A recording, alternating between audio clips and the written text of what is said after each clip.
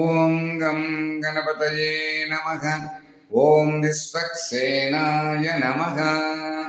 మనము ఈ 109వ రోజున శ్రీ నృసింహ పురాణములో భారద్వాజ మహాముని సూత మహర్షుల వారిని సహస్రానీకుడు అనేటువంటి రాజు యొక్క చరిత్ర గురించి, ఆ విష్ణు భగవాను యొక్క అవతార కథల గురించి ప్రశ్నించడం.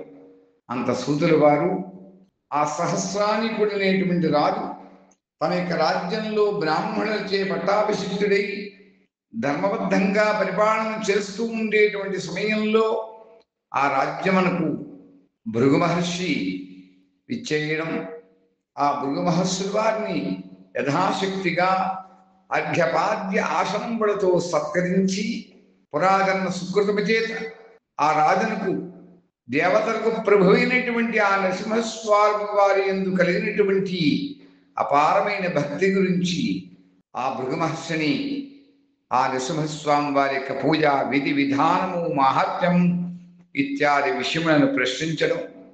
అంత భృగు మహర్షి మార్కండేయ మహర్షిని ప్రేరేపించి అరణ్యంబులకై తపస్సు కోసం వెళ్ళడం. అంత మార్కండేయ మహర్షి ఈ సహస్రానీకుడు అనేటువంటి రాజునకు అతని యొక్క భక్తికి మెచ్చి ఆ విష్ణు భగవాని యొక్క కథలు, ఆ నరసింహస్వామి వారి యొక్క కరుణారసంబతో కూడుకున్నటువంటి ఆ భక్తిపూర్వకమైనటువంటి పూజా విధి విధానము మహాత్మ్యములు ఇత్యాది ఫలములను తెలియజేస్తూ తెలిపినటువంటి అంశములను నిత్యము కూడా మనం ఆ స్వామి యొక్క కరుణ చేసి తెలుసుకుంటున్నాం. దానిలో భాగంగా ఇంద్రుడు ఏ విధంగా ఆ యొక్క కుబేరుని యొక్క భార్య అయినటువంటి చిత్రసేన యొక్క అందానికి మోహం చెంది మన్మథుడితో ఏ విధంగా సంభాషిస్తున్నాడు అనేటువంటి విషయాన్ని ఈ రోజున మనం తెలుసుకుంటున్నాం అని తెలియజేస్తూ, నమస్తే నరసింహాయ నమస్తే గుణసింధవే నమస్తే సార్వభౌమాయ జయ జయ లక్ష్మీ నరసింహాయ తే నమః. అలా మన్మధుడు భయపడుతూ మిక్కిలి కోరికలతో నిండినటువంటి మనస్సు కలవాడి మెల్లమెల్లగా ఇంద్రుడు ఉన్న దేవుడికి వచ్చాడు.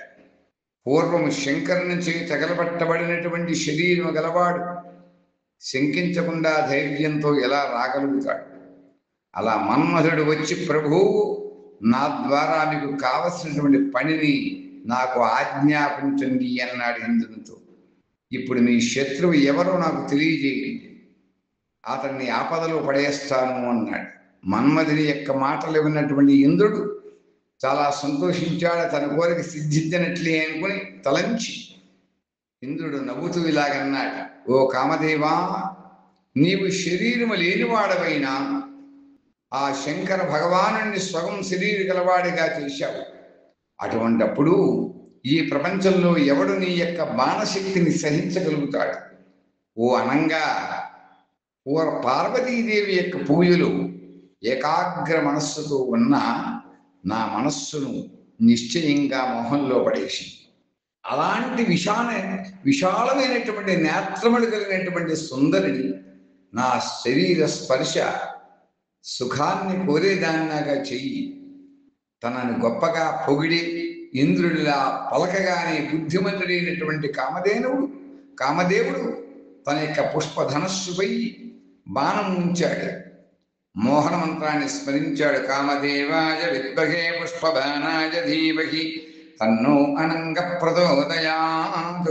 అలా బుద్ధిమంతుడైనటువంటి ఆ కామదేవుడు మన్మథుడు తన యొక్క చేత ధరించినటువంటి పుష్పధనస్సుపై బాణాన్ని ఎక్కుపెట్టాడు, మోహన మంత్రాన్ని స్మరించాడు.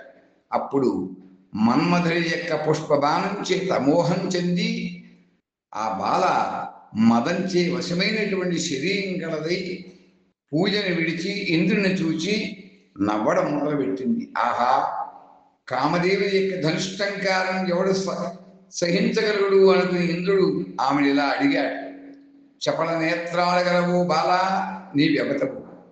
పురుషుల యొక్క మనస్సును మోహింపజేస్తున్నావు. నీవు ఏ పుణ్యాత్ముడి భార్యవో చెప్పమని అడిగాడు. ఇంద్రుడు ఇలా అడిగాడో అడగలేదు. అలా అడగగానే శరీరం మదంచే వివశురాలై శరీరం మీద గగుర్పాటు చెమట, వణుకు ఇత్యాది అవలక్షణములు కలిగి కామబాణంచే వివశురాలై గద్గదమైనటువంటి స్వరంతో మెల్లగా అది చిత్రసేన ఈ విధంగా చెబుతూ ఉంది మెల్లగా, ఓ ప్రభు, నేను ధనానికి అధిపతి అయినటువంటి కుబేరుని యొక్క భార్య, యక్షకన్య, పార్వతీదేవి యొక్క పాద పూజ కోసం ఇక్కడికి వచ్చాను అని చెప్పింది.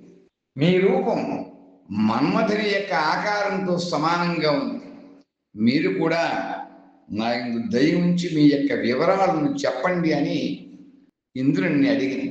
అప్పుడు ఇంద్రుడు, ఓ ప్రియురాలా, నేను స్వర్గాధిపతి అయినటువంటి ఇంద్రుణ్ణి.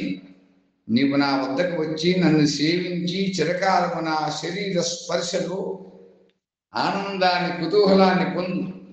నీవు లేకపోతే నా జీవితం మరియు స్వర్గరాజ్యమంతా వ్యర్థమని పలికినటువంటి ఆ ఇంద్రుడి యొక్క మధురమైనటువంటి వాక్కులు విన్నటువంటి ఆ స్త్రీ, ఆ చిత్రసేన మన్మథ తాపంతో కూడినది కదులుతున్న దేవేంద్రుని యొక్క విమానం ఎక్కి అతని కంఠాన్ని కౌగిలించుకుంది. దాంతో స్వర్గాధిపతి ఆమెతో కలిసి త్వరగా మందర పర్వత గుహల్లోకి వెళ్ళిపోయాడు.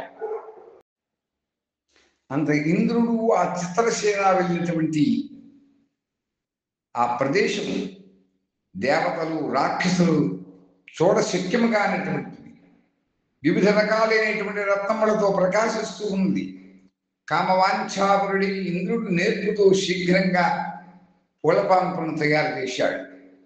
అంత స్వర్గాధిపతి అయినటువంటి ఇంద్రుడు అటువంటి చోట స్వర్గ సంపదపై ఆదరణ లేనివాడి ఆమెతో కలిసి చిత్రంగా రమించాడు. దేవతల సమూహానికి అధిపతి అయినటువంటి దేవేంద్రుడు కృతార్థుడయ్యాడు. అతడు కామభోగాల్లో నేర్పడి పరస్త్రీని కౌగిలించుకోవడంలోని సౌఖ్యం, ప్రేమాతిశయం మోక్షం కంటే గొప్పదని తలంచాడు.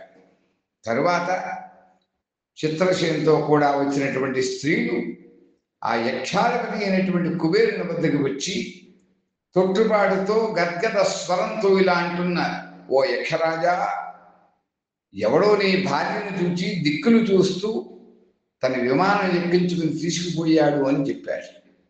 వారి మాటలు విన్నటువంటి కుబేరుడు భార్య వియోగాన్ని తట్టుకోలేక దుఃఖితుడై ఏమీ మాట్లాడలేకపోయాడు. యక్షకన్యలు చెప్పింది విన్నటువంటి కుబేరుని యొక్క మంత్రి కంఠకుబ్జుడు అనేటువంటి వాడు కుబేరుని వద్దకు వచ్చాడు. మంత్రిని చూసి యక్షరాజు నిట్టూరుస్తూ కంపిస్తూ ఉన్నటువంటి స్వరంతో ఇలా విచారించాడు, యువతని రంజింపజేసింది యవ్వనం, తన వారికి ఉపయోగపడింది ధనం, ధర్మాన్ని ఆచరించే జీవితం ఉంటుంది, యుద్ధాలు లేనిదే రాజ్యం.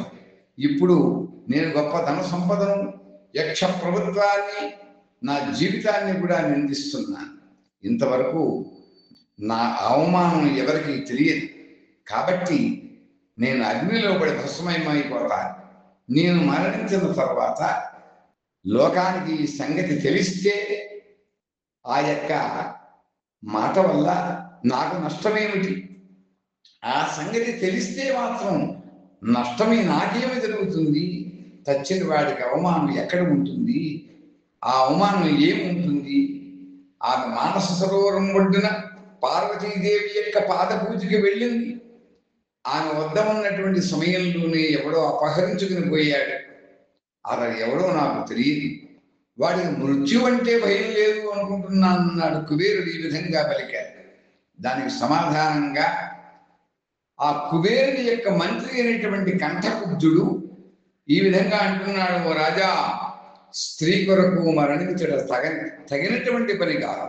అది సూర్యుడు చేసేటువంటిది కాదు, ధైర్యవంతులు ఆచరించవలసినటువంటిది కాదు. శ్రీరాముని యొక్క భార్యను రావణుడు అనేటువంటి రాక్షసుడు అపహరించాడు. అందువల్ల రాముడు మరణించాడా? నీకు చాలా మంది స్త్రీలు ఉన్నారు, ఎందుకు మనస్సులో నేను దుఃఖపడుతున్నావు? ఓ యక్షరాజా, దుఃఖాన్ని విడిచి నీ బుద్ధిని పరాక్రమముందు చూపించు, ధైర్యాన్ని నీవు అవలంబించు. సజ్జనులు ఎక్కువ మాట్లాడరు, ఇతరులు చేసేటువంటి అపకారాన్ని, అవమానాన్ని కూడా సత్పురుషులు సహిస్తారు. గొప్పవారు తమ ఘనకార్యాన్ని చూసి వారు అంతర్మదనులై తమ యొక్క ఘనకార్యాన్ని ఏదైనా చేయదలుచుకున్నట్లయితే ఆ గొప్పవారు ఆ ఘనకార్యాన్ని చేసి చూపిస్తారయ్యా. మీకు సహాయం చేసేవారు చాలా మంది ఉన్నారు. మీరు ఎందుకు భయపడుతున్నారు?